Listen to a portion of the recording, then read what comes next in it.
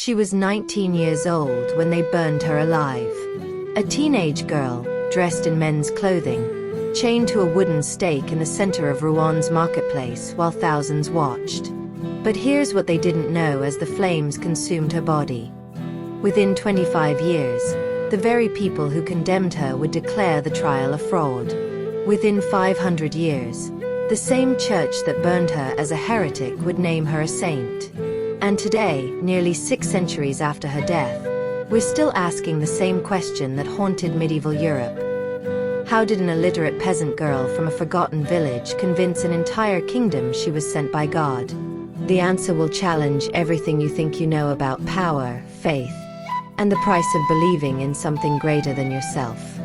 Joan of Arc. The name alone conjures images of armor, fire, and divine revelation.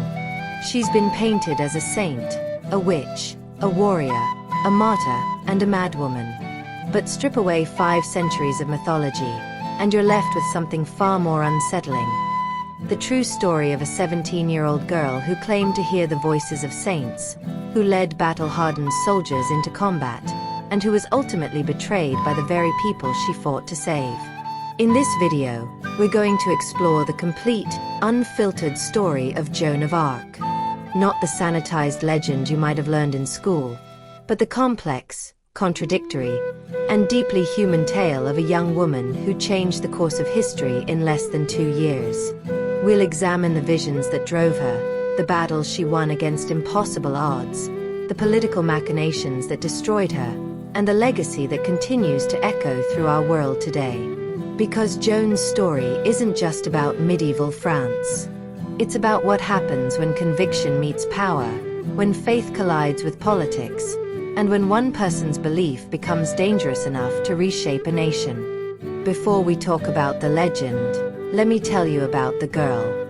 Joan was born around 1412 in Domremy, a tiny farming village on the border between French and Burgundian territory. Her father, Jacques d'Arc, was a peasant farmer of modest means.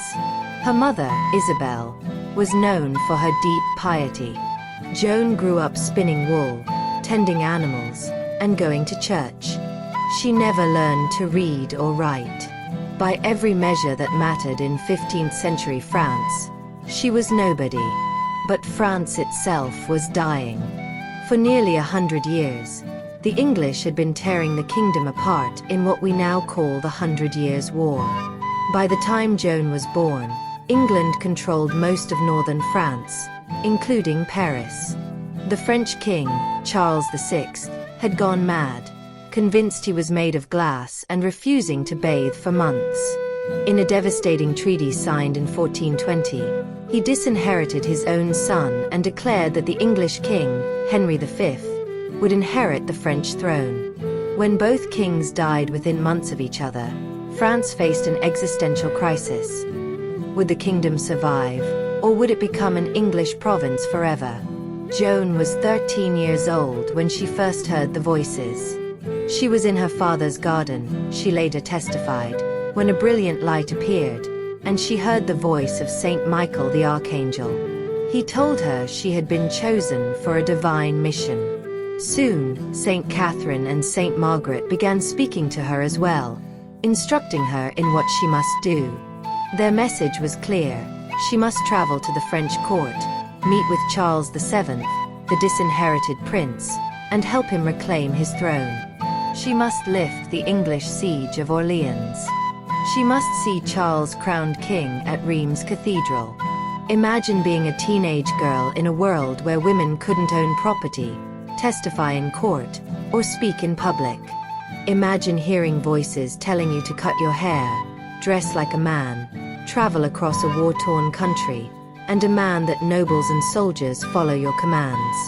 The rational response would be to ignore these voices, to dismiss them as dreams or delusions. Joan did the opposite. She believed. And that belief would either save France or destroy her. If you're finding this story as compelling as I am, please hit that subscribe button. We dive deep into history's most fascinating and overlooked stories every week. And I promise you won't want to miss what comes next. In May 1428, 16-year-old Joan told her uncle about the voices. Remarkably, he didn't dismiss her as insane. Instead, he took her to see Robert de Baudricourt, the local military commander. Baudricourt's response was predictable. He laughed in her face and told her uncle to take the girl home and slap some sense into her. But Joan came back. And she kept coming back, insisting with unshakable certainty that she had been sent by God to save France. Something about her conviction was infectious. Soldiers started listening to her. Townspeople began to believe. When she accurately predicted a French military defeat at the Battle of Rutan before news had officially arrived, Baudricourt finally gave in.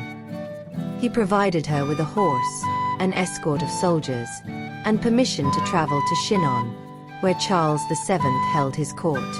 The journey was 11 days through enemy territory. Joan cut her hair short and dressed in men's clothing, partly for protection, partly because her voices had commanded it. When she arrived at Chinon in March 1429, Charles tested her by hiding among his courtiers. But Joan walked directly to him and identified him without hesitation. What she said to him in private, no one knows. Charles never revealed the details. But after their conversation, something changed in the would-be king. He agreed to let her be examined by theologians at Poitiers to determine if she was genuine or possessed by demons. For 3 weeks, learned men questioned this illiterate peasant girl. She answered with a confidence that bordered on defiance. When they asked for a sign to prove her divine mission, she replied, "I have not come to Poitiers to give signs. Take me to Orleans, and I will show you the signs for which I was sent." In the end, the theologians found nothing heretical in her words. Charles gave her armor, a banner embroidered with the names of Jesus and Mary, and command of an army. A 17-year-old girl was about to lead medieval France's military elite into battle. The professional soldiers were furious. The English were about to discover they had vastly underestimated their enemy. The city of Orleans had been under English siege for 7 months when Joan arrived on April 29, 1429. It was the key to southern France. If it fell, the English would control the Loire Valley and Charles's cause would be finished. The city's defenders were exhausted, outnumbered, and losing hope. Then a teenage girl in white armor rode through the gates carrying a banner and proclaiming that God had sent her to drive out the English. What happened next shocked everyone, including Joan's own commanders. She didn't just inspire the troops, she transformed them. Soldiers who had been ready to surrender suddenly fought with desperate courage. Joan herself led charges against English fortifications, taking an arrow through the shoulder at one point and returning to the fight the same day. Within 9 days, every English siege fortification had fallen. On May 8th, the English army withdrew. The impossible had happened. Orleans was saved. But Joan wasn't a military genius in the traditional sense. She didn't understand siege warfare or tactical formations. What she understood was something far more powerful. She understood belief. Her absolute conviction that God wanted France to win became contagious. Soldiers who had fought for pay suddenly fought for something greater. The French army began to believe in itself again. And belief in war can be more valuable than any weapon. Over the following months, Joan led the French to a series of stunning victories. Jargeau fell. Mung-sur-Loire fell. Beaugency fell. At the Battle of Poitiers, the French routed an English force, inflicting casualties at a ratio not seen since Agincourt. Only this time, the English were the ones being slaughtered. In just 6 weeks, Joan had turned the tide of a war that had raged for nearly a century. On July 17, 1429, Charles VII was crowned king at Reims Cathedral, exactly as Joan's voices had promised. She stood beside him during the ceremony, holding her banner. A peasant girl had placed a crown on the head of France's king. It was the pinnacle of her brief, blazing career. It was also the beginning of her end. If this story is keeping you on the edge of your seat, give this video a like. It really helps us reach more people who love this kind of deep historical storytelling. Victory breeds envy, and Joan had enemies everywhere. Many French nobles resented taking orders from a peasant. The church officials were deeply uncomfortable with a woman who claimed direct communication with God, bypassing the entire ecclesiastical hierarchy. And Charles VII himself began to distance himself from the girl who had won him his throne. Joan wanted to continue the military campaign, to drive the English entirely out of France and recapture Paris. But Charles was more interested in diplomacy and negotiation. A truce was arranged with Burgundy, France's traitorous ally who had sided with England. Joan hated the truce. She believed God had commanded her to fight, not negotiate. But she was no longer in control of her own destiny. The king she had crowned was beginning to see her as a political liability rather than a divine asset. Medieval Europe didn't know what to make of a woman in armor. Joan's insistence on wearing men's clothing violated both social norms and church law. Her claim to hear voices directly from God was either divine revelation or demonic possession. There was no middle ground. And her military success made her dangerous.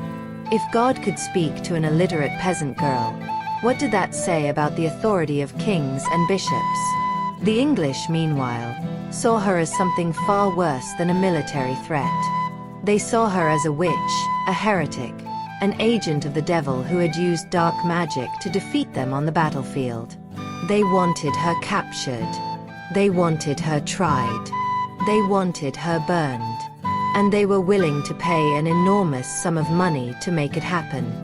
On May 23, 1430, during a skirmish near Compiègne, Joan was pulled from her horse by Burgundian soldiers. She was 18 years old.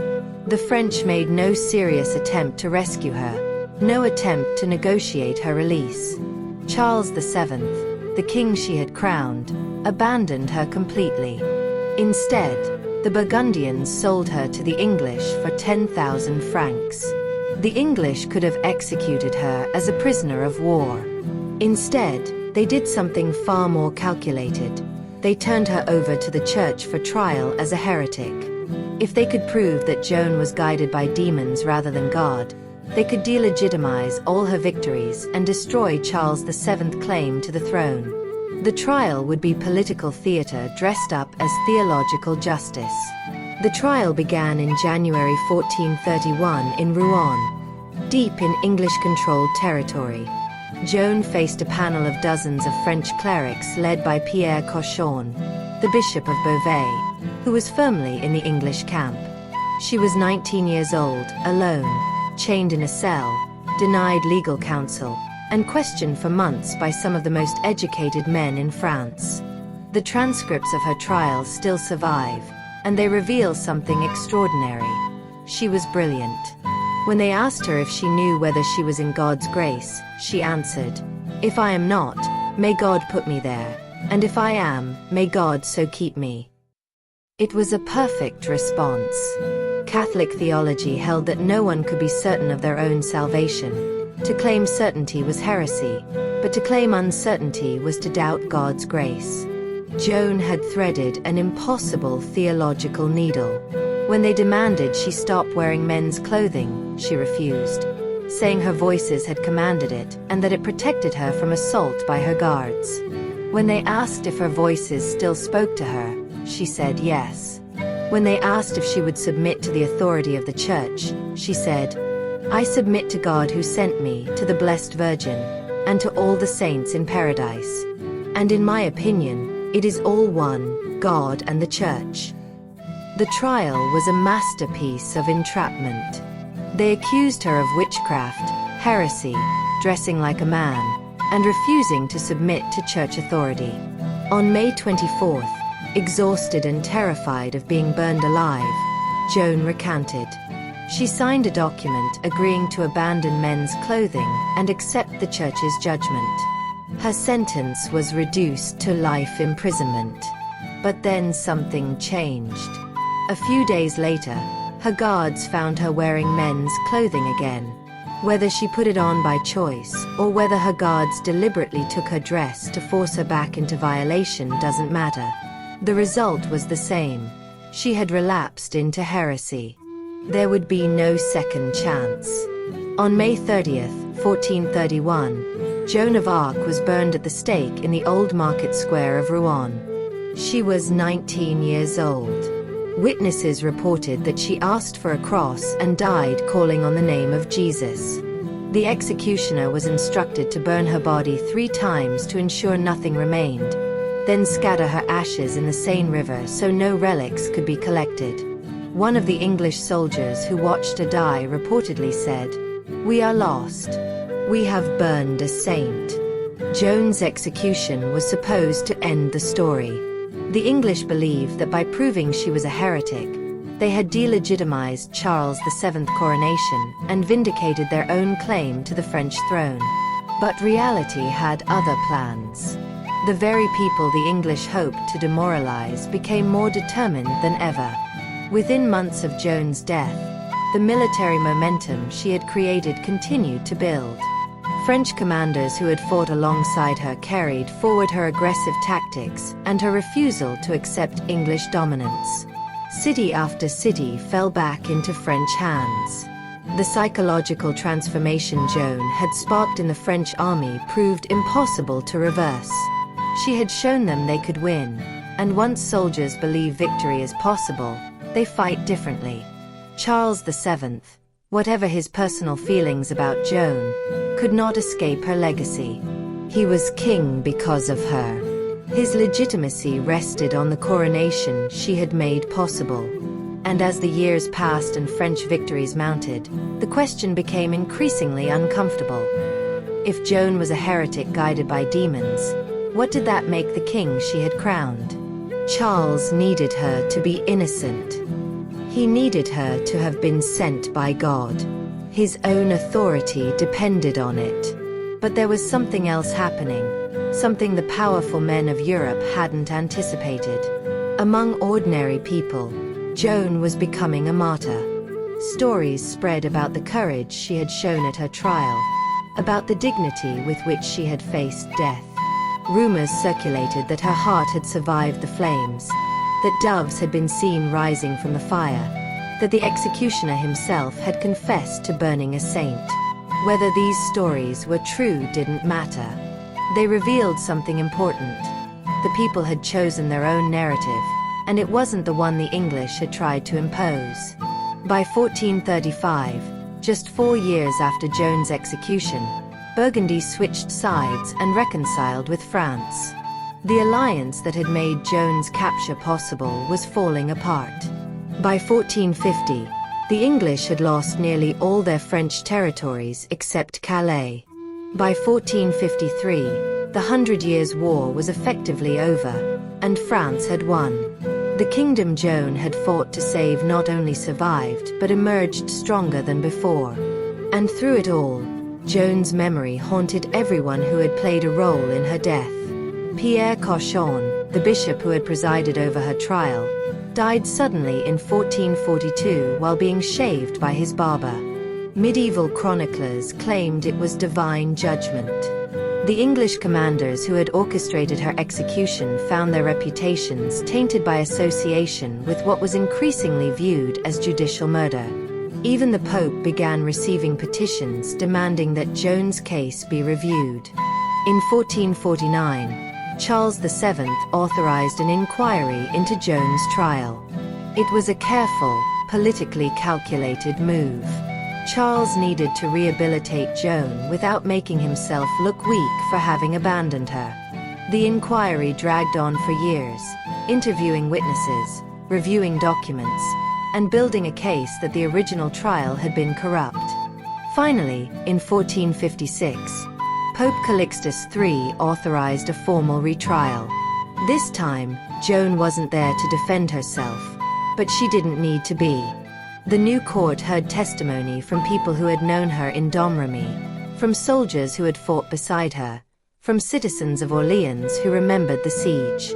They reviewed the transcripts of the original trial and found them riddled with procedural violations, leading questions, and theological manipulations designed to trap an uneducated girl who had no legal representation. The verdict was unequivocal. The original trial had been contaminated by fraud and malice. Joan was innocent of all charges. The judges who had condemned her were themselves condemned as corrupt. Her memory was rehabilitated, her family was honored, and a cross was erected in the market square where she had died. But here's the uncomfortable truth about the retrial. It was just as political as the original trial had been. Charles VII needed Joan to be innocent to legitimize his reign. The church needed her to be innocent to distance itself from the embarrassment of having burned a 17-year-old girl for claiming to hear saints. The retrial wasn't primarily about justice for Joan. She was beyond justice, beyond vindication, beyond anything the living could offer her. The retrial was about the living reshaping the past to serve the needs of the present. And yet, something genuine emerged from that political calculation. The witnesses who testified about Joan spoke with real emotion. They remembered a girl who had been kind to them, who had wept over wounded soldiers, who had tried to save a prostitute from an angry mob, who had refused to let her enemies be killed even after they had captured her. The Joan who emerged from the retrial testimony was more human, more complex, and more sympathetic than either the demonic witch of English propaganda or the flawless saint of French mythology. For the next 4 centuries, Joan's story evolved with each generation that told it. During the Renaissance, she became a symbol of French national identity. During the Enlightenment, Voltaire mocked her in a satirical poem, treating her as a superstitious peasant, but even his mockery couldn't diminish her growing legend. During the French Revolution, some revolutionaries claimed her as a champion of the common people rising against tyranny, while others condemned her loyalty to the monarchy. Napoleon Bonaparte revived interest in Joan as a symbol of French patriotism and military glory. The 19th century saw an explosion of artistic representations: paintings, plays, poems, and histories. She became a figure onto which people projected their own values and struggles. Feminists saw her as a woman who had defied gender roles and claimed authority in a male-dominated world. Nationalists saw her as proof of French exceptionalism. Catholics saw her as a martyr whose faith had never wavered even in the face of death. In 1909, Joan was beatified by the Catholic Church, the first step towards sainthood. In 1920, she was canonized as Saint Joan of Arc. The institution that had burned her as a heretic now held her up as a model of Christian virtue. It was the ultimate rehabilitation, and the ultimate irony. The church that had condemned her for claiming to hear God's voice without ecclesiastical mediation now celebrated her for exactly that divine connection. During World War I, French soldiers carried images of Joan into battle. She became a symbol of resistance against foreign invasion, of a nation that refused to surrender no matter how dire the circumstances. During World War II, both the French resistance and the Vichy collaborationist government claimed her legacy, each insisting that Joan would have supported their cause. She had become so universal a symbol that opposing sides could both claim her without apparent contradiction. If you're still watching at this point, thank you. Documenting these layers of history takes enormous time and research. If you appreciate this kind of in-depth historical analysis, please consider subscribing. We create content like this because we believe history matters, and your support makes it possible. Today, Joan of Arc remains one of the most frequently depicted figures in Western culture. There have been dozens of films about her life, from silent cinema to modern blockbusters. She appears in novels, video games, anime, and comic books. She's been portrayed as everything from a divine messenger to a time traveler to a reincarnated alien. Mark Twain, the great American satirist, wrote a serious historical novel about her and called it his best work. George Bernard Shaw wrote a play that won him the Nobel Prize. Leonard Cohen wrote a song. The list goes on. But perhaps what's most fascinating about Joan's modern legacy is how she continues to mean different things to different people. LGBTQ activists have claimed her as a gender non-conforming icon who challenged the binary categories of medieval society. Military historians study her campaigns as examples of morale-based warfare. Psychologists debate whether her voices were symptoms of schizophrenia, temporal lobe epilepsy, or something we don't yet have the tools to understand. Political movements across the spectrum invoke her name, from far-right nationalists to progressive reformers. Joan has become a kind of historical Rorschach test. What you see in her story reveals as much about you as it does about her. If you value faith, you see divine inspiration. If you value skepticism, you see delusion or political manipulation. If you value courage, you see someone who refused to compromise her convictions. If you value pragmatism, you see someone who died unnecessarily for a cause that would have succeeded without her martyrdom. The truth is probably more complicated than any single interpretation can capture. Joan was a product of her time, shaped by medieval Christianity, feudal politics, and the gender hierarchies of 15th century Europe. But she was also something unprecedented, something that didn't fit the categories her world had created.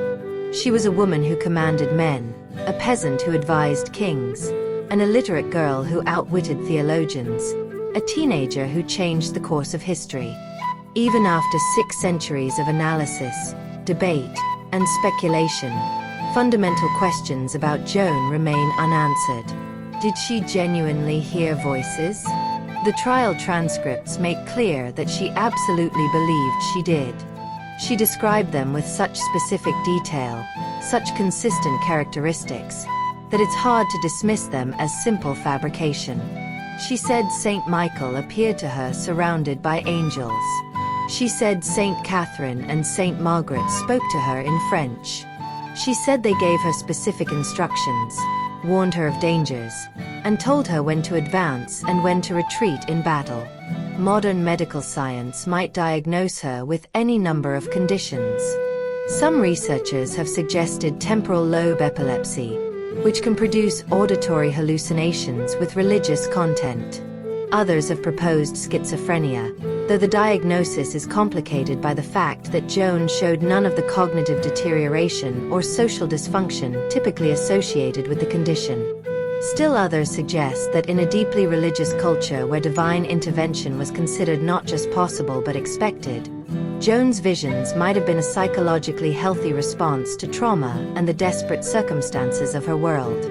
But here's what medical diagnoses miss. They explain the mechanism without addressing the meaning.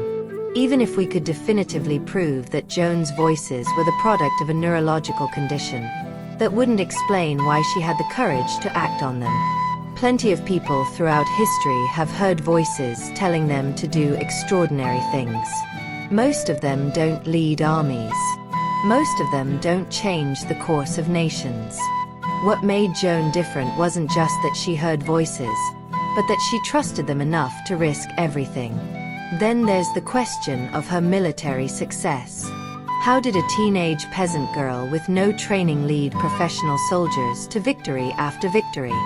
The standard explanation is that she provided morale and inspiration, while experienced commanders handled the actual tactics. But the historical record suggests something more complex. Joan had opinions about strategy. She argued with her commanders about when to attack and when to wait. Sometimes she was right and they were wrong. At Orleans, she insisted on a direct assault when the commanders wanted to wait for reinforcements. She was right. At Paris, she wanted to continue the attack when Charles VII wanted to negotiate. Maybe she was right about that too. Was it divine guidance, military intuition, or simply the confidence of someone too inexperienced to know that what she was attempting was supposed to be impossible? We'll never know for certain. Perhaps the most haunting aspect of Joan's story is what it reveals about the cost of absolute conviction. Joan never doubted. Even when she was alone in her cell, even when the theologians were twisting her words into evidence of heresy, even when she could have saved her life by admitting it had all been a delusion, she never doubted that her voices were real and her mission was divine. That unwavering certainty was her greatest strength and her ultimate destruction. It gave her the courage to approach Robert de Baudricourt repeatedly until he agreed to help her. It gave her the confidence to identify Charles VII in a crowded room and speak to him as an equal. It gave her the presence to inspire soldiers twice her age to follow her into battle. But that same certainty made compromise impossible. She couldn't pretend the voices weren't real to satisfy the judges. She couldn't abandon men's clothing even when it meant being declared a relapsed heretic. She couldn't submit to the church's authority when she believed God's authority superseded it. In our modern world, we're often skeptical of people who claim absolute certainty about anything. We've seen too many true believers lead their followers to disaster. We've learned to value doubt, nuance, and the willingness to change our minds when presented with new evidence. But Joan's story suggests that doubt has its own costs. If Joan had doubted herself, if she had questioned whether her voices were real, if she had approached a mission with appropriate medieval skepticism, she would have stayed in Domremy, married a local farmer, raised children, and died in obscurity. France might have remained under English control for generations. The entire trajectory of European history would have been different. This is the paradox at the heart of Joan's legacy. Her refusal to doubt saved a nation and cost her everything. Her absolute conviction inspired an army and led her to the stake. She succeeded because she believed she couldn't fail, and she died because she wouldn't stop believing even when belief became fatal. What do we do with a story like that? How do we honor someone who achieved the impossible through means we can't fully explain or endorse? Joan challenges our comfortable categories. She was neither purely rational nor purely delusional, neither entirely a victim nor entirely an agent of her own destiny, neither a tool of political forces nor completely independent of them. There's another layer to Joan's story that deserves attention. The question of who controls historical memory and how narratives serve power. Joan's reputation has been shaped and reshaped by centuries of people with agendas. The English painted her as a witch to justify their defeat. The French painted her as a saint to justify their victory. Charles VII needed her to be divinely inspired to legitimize his crown. The Catholic Church needed her to be a martyr to demonstrate the power of faith. 19th century nationalists needed her to be a patriotic symbol. 20th century feminists needed her to be a gender rebel. Every generation has created a Joan of Arc that serves its needs. And in doing so, they've obscured the actual teenager who lived and died in the 15th century. We've turned her into a symbol so powerful and so multifaceted that the real person has almost disappeared beneath the weight of meaning we've imposed upon her. And yet, fragments of that real person survive in the trial transcripts, in the testimony of people who knew her, in the stubborn historical facts that resist easy interpretation. The real Joan was probably more complicated and more ordinary than the legend. She was brave, yes, but also young and frightened at times. She was confident in her mission, but the trial transcripts show moments of confusion and doubt about the questions being asked of her. She was compassionate, crying over wounded enemies, but also stubborn and sometimes arrogant in her certainty. She was pious, but also willing to argue with priests and bishops. She was loyal to Charles VII, but frustrated when he ignored her military advice. What makes Joan's story powerful isn't that she was perfect. It's that she was human and chose to act anyway. She didn't have superhuman courage or divine invincibility. She had fear and doubt and moments of weakness, and she kept going. That's actually more inspiring than the sanitized saint of popular imagination, because it means that courage isn't the absence of fear. Courage is being terrified and doing it anyway.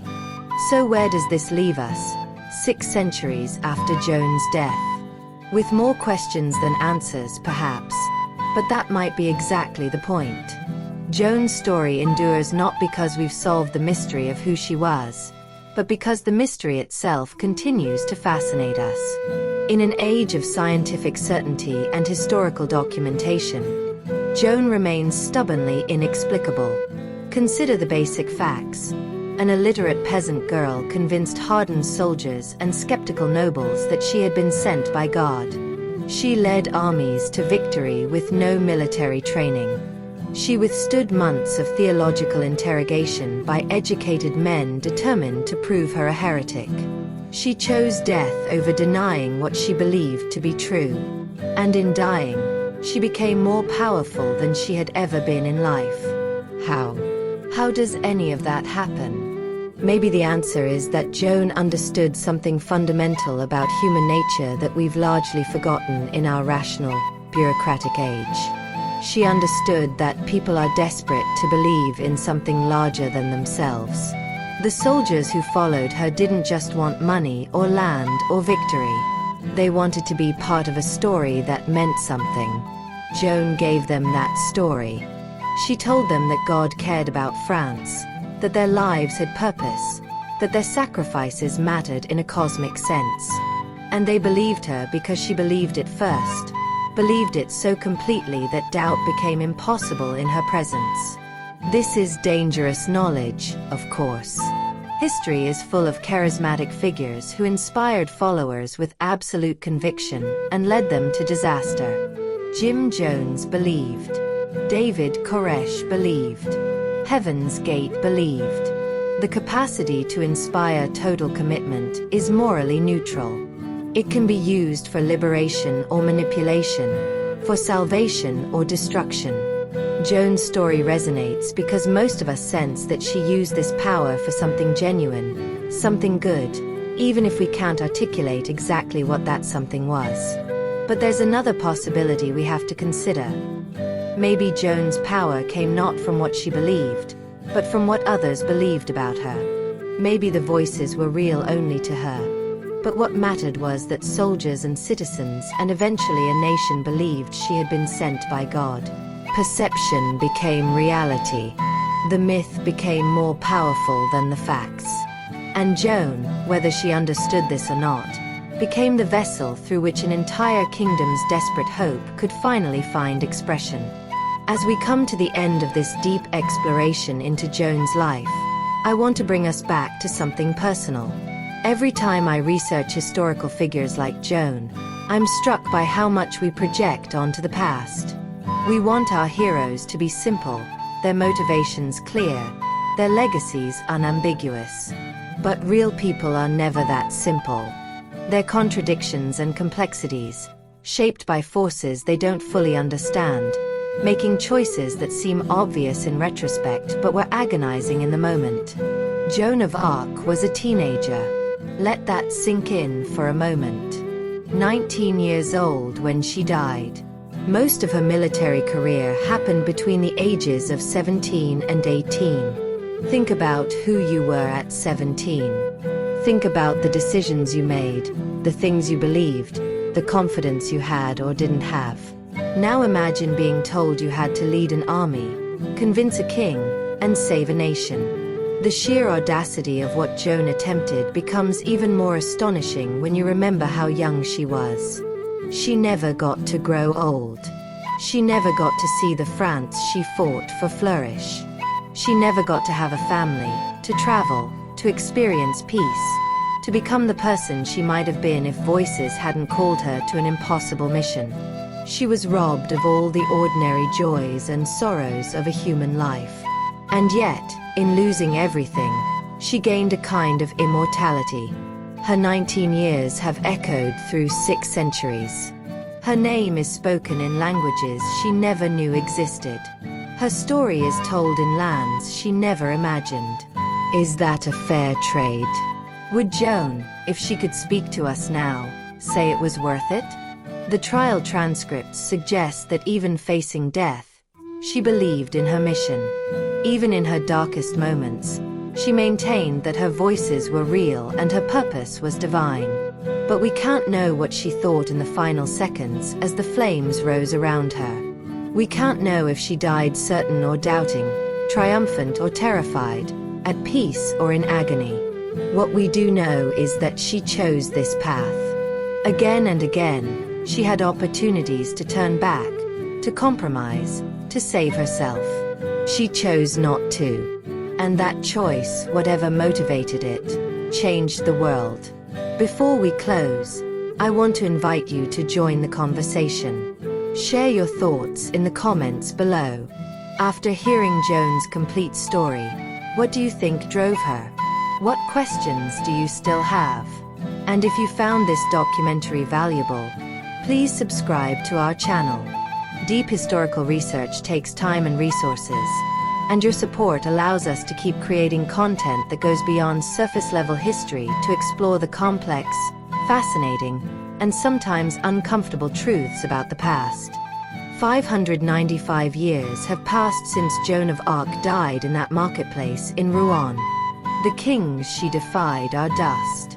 The bishops who condemned her are forgotten. The soldiers who fought beside her are names in archives. But Joan endures. She endures in paintings and statues, in plays and films, in the imagination of every person who has ever felt called to something greater than themselves and wondered if they had the courage to answer. Perhaps that's the real power of her story.